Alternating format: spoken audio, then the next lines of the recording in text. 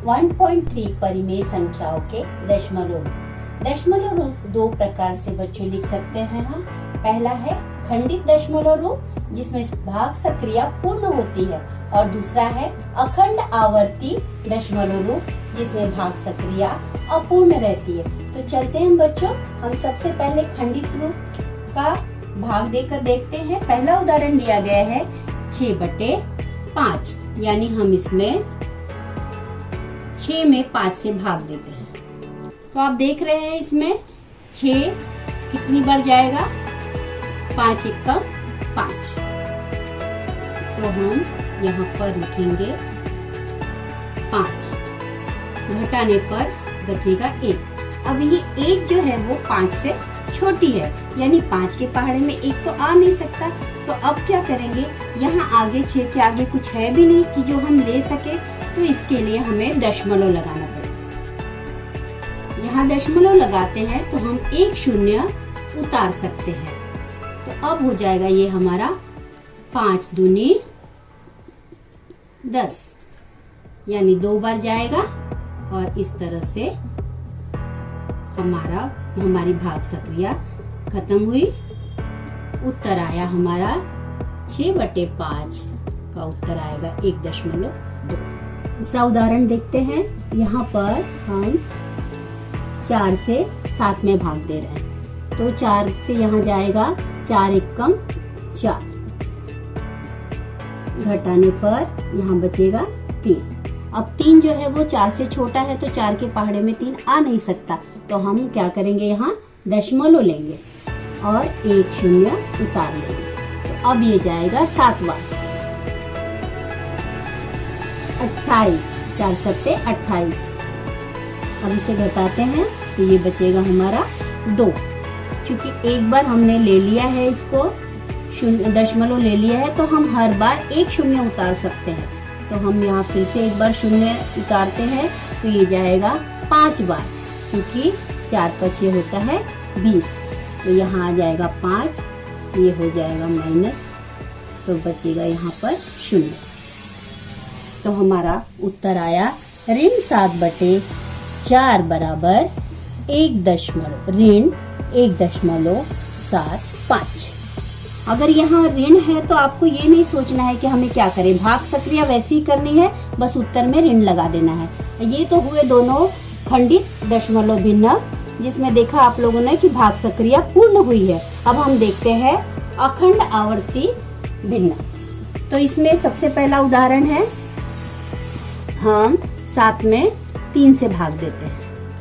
तो 3 2 बार जाएगा, तो यहाँ पर आ जाएगा हमारा 2, 3 दूनी 6, घटाने पे बचा 1 जो है वो 3 से छोटा है, तो 3 के पहाड़े में 1 तो आ नहीं सकता है, तो हम दशमलव ले लेंगे और यहाँ पर 0 आ जाएगा। तो अब आएगा हमारा 3 त्रिक 9, तो यहाँ पर लिखेंगे 3। अब आया 9, घटाने पे 1 बचा। फिर से हम 1 शून्य उतारेंगे, क्योंकि दशमलव एक बार हमने ले लिया, तो हर बार हम 1 शून्य उतार सकते हैं। तो फिर जाएगा हमारा 3 त्रिक 9, फिर बचेगा 1। देख रहे बच्चों, ये लगातार हमारा जो उत्तर है वो 3 3 3 ऐसे आता रहेगा। तो ये भाग सक्रिया पूर्ण नहीं होने वाली है, तो उत्तर आ जाएगा हमारा 7/3 का 2.33333। इस प्रकार चलता रहेगा। दूसरा उदाहरण बच्चों इसी तरह से देख लो। ऋण 2/3 है, तो इसमें हमें 2 में 3 से भाग देना है। अब यहाँ पर 2 जो है वो 3 से छोटा है, तो क्या करना पड़ेगा, हमें पहले ही दशमलव लेना पड़ेगा। तो हम पहले ही दशमलव लगा लेते हैं, यहाँ 0 आ जाएगा। तो ये हो जाता है 3 छक 18, क्योंकि जानते हो 3 सत्ते 21 होता है जो बड़ा है, इसलिए 3 छक 18। फिर ये बचेगा हमारा कितना 2। उसके बाद फिर से जाएगा ये सेम 3 छक 18, तो फिर आएगा 1 शून्य उतार लेने के बाद फिर आया 2, तो फिर 2 आया, तो फिर 6 आएगा। इसका मतलब कि ये भाग में 0.6 इसी तरह से ये उत्तर 0.666 आता रहेगा।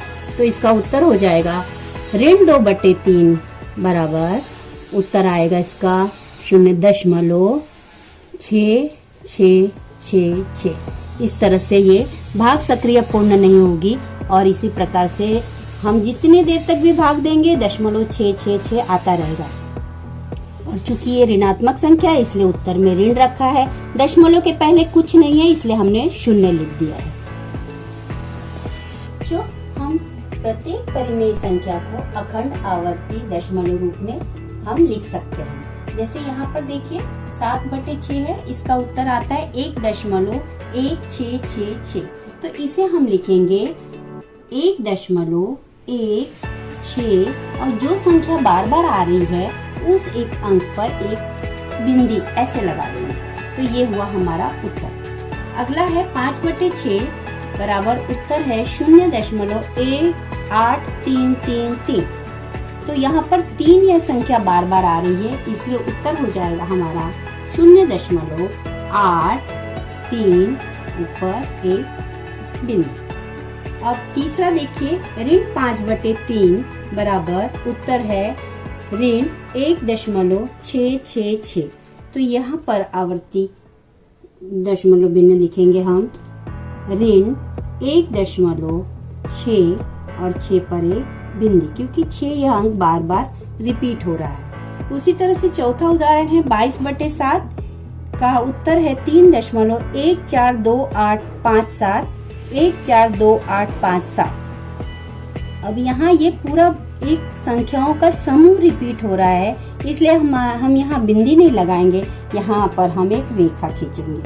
तो देखिए इसका उत्तर आ जाएगा 3.142857 यहाँ तक है। उसके बाद फिर से यही संख्या रिपीट हुई है तो इस पर एक लकीर खींच दिया गया इस प्रकार से। उसी प्रकार से देखिए 23/99 इसका उत्तर आता है 0.2323। तो इसे हम बच्चों कैसे लिखेंगे?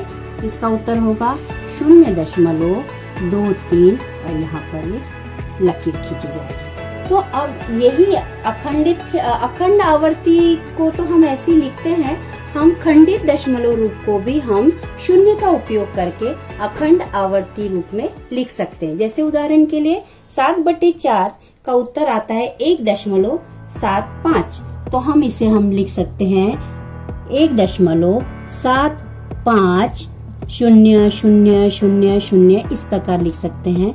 तो इसका उत्तर हो जाएगा 1.750 और ये बिंदु। ये हमारा खंडित दशमलव रूप जो है वो अखंड आवर्ती में बदल गया।